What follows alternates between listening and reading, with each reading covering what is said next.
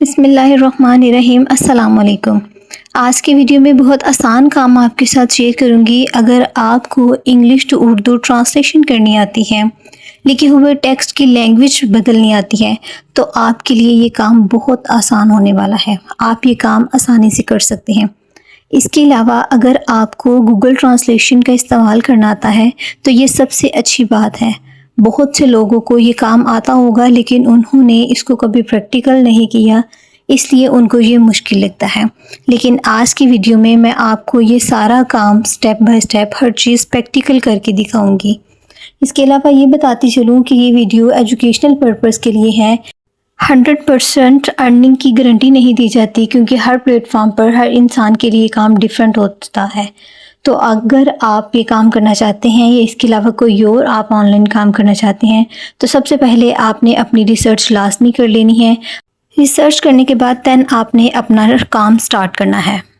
तो चलिए अब हम अपनी वीडियो को स्टार्ट करते हैं और आपको हर काम प्रैक्टिकल करके दिखाती हूँ कि आपने काम किस तरह से करना है और आपने अपनी पेमेंट को विथड्रॉ कैसे करवाना है। सबसे पहले आपने गूगल पे आ जाना है। गूगल पे आने के बाद आपने यहाँ पे गूगल ट्रांसलेटर को सर्च करना है।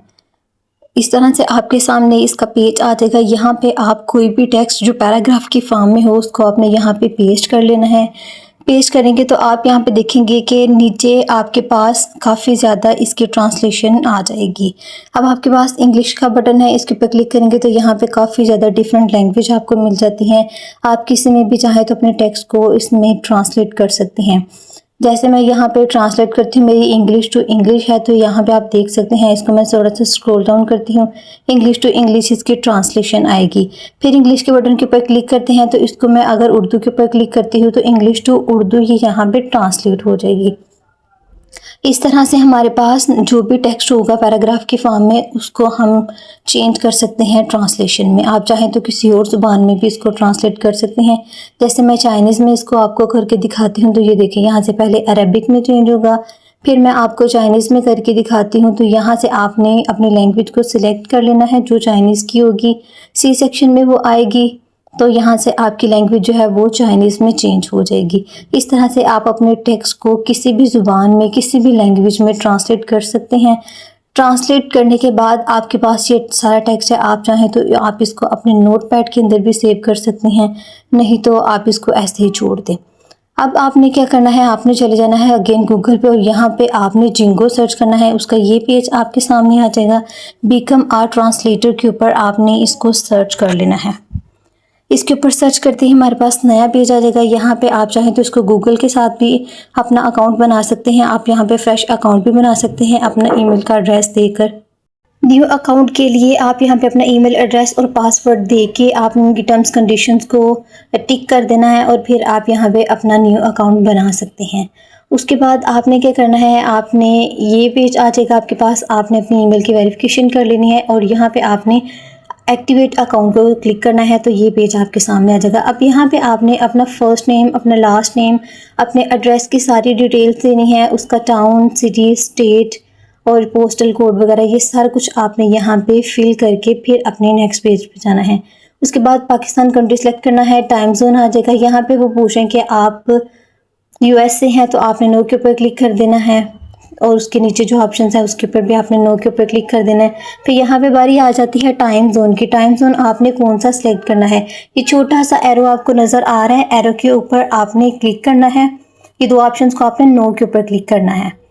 उसके बाद आपने एरो के ऊपर क्लिक करना है। यहाँ से आपने टाइम जोन एशिया कराची का सिलेक्ट कर लेना है। एशिया कराची का टाइम जोन आपको यहाँ से थोड़ा सा ढूंढना पड़ेगा। ढूंढ के तो आपने उसको यहाँ पे सिलेक्ट कर लेना है। सिलेक्ट करने के बाद यहाँ पे आपका जो टाइम जोन है वो टिक हो जाएगा।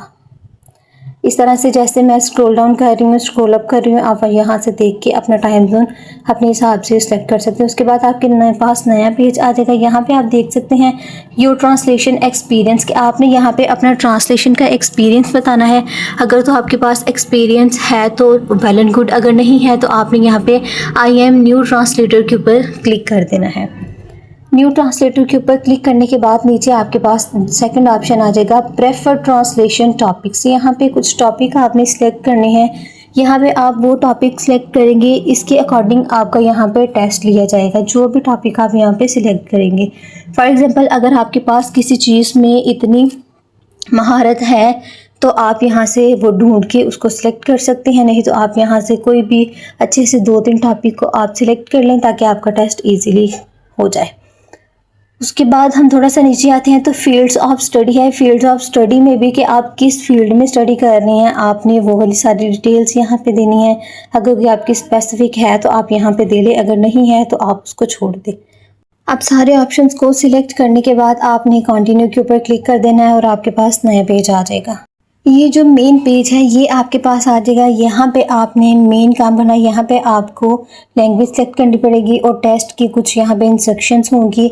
आपने टेक्स्ट इंस्ट्रक्शंस के ऊपर क्लिक करना है तो आपके पास एक नया पेज आ जाएगा। उसके ऊपर आपने सारी टेक्स्ट की इंस्ट्रक्शंस को ध्यान से पढ़ लेना है। इसके ऊपर हम क्लिक करते हैं, देखिए ये पेज हमारे पास आ गया। यहाँ पे आपने ध्यान से सारे इंस्ट्रक्शंस को पढ़ लेना है कि आपका टेस्ट किस लैंग्वेज में होगा और उसके अंदर आपने कौन कौन से टेस्ट देने हैं। यहाँ पे आपने फर्स्ट नंबर पे 5 to 4 स्कोर्स का एक टेस्ट होगा जो आपने एक स्टैंडर्ड लेवल का टेस्ट देना है और उसके बाद आपकी अटैम्प्ट्स जो होंगी वो बहुत क्लियर होनी चाहिए। स्टैंडर्ड और प्रो लेवल का आपने यहाँ पे टेस्ट देना है।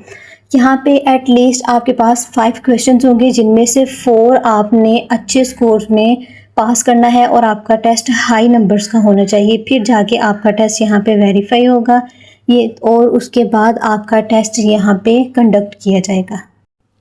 अगर आप इस टेस्ट को क्लियर कर लेंगे तो आपकी जॉब असाइन हो जाएगी और आप अपना काम स्टार्ट कर सकेंगे। टेस्ट अच्छे तरीके से पढ़कर फिर आपने पास आउट करना है। टेस्ट की सारी इंस्ट्रक्शंस आपने पढ़ लेनी है। 5 क्वेश्चंस होंगे जिनमें से 4 आपने पास लाजमी करनी है। उसके बाद यहाँ पे आप लैंग्वेज सेलेक्ट कर ले कि किस लैंग्वेज से किस लैंग्वेज में आपने इसको ट्रांसलेट करना है।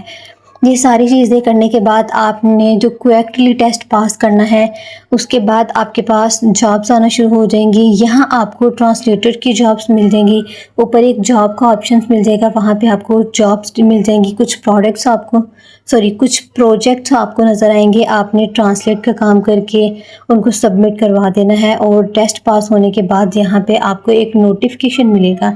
अब यहाँ पे आप अकाउंट में आ जाते हैं। अकाउंट में आपको अपने रकम जो आपने रिसीव करनी है उसकी डिटेल्स मिल जाएंगी। यहाँ पे आपको उनके डैशबोर्ड में यूज़र्स मिल जाएंगे कि कितने काम कर रहे हैं, कहाँ से काम कर रहे हैं और उनकी डेली की अर्निंग क्या है।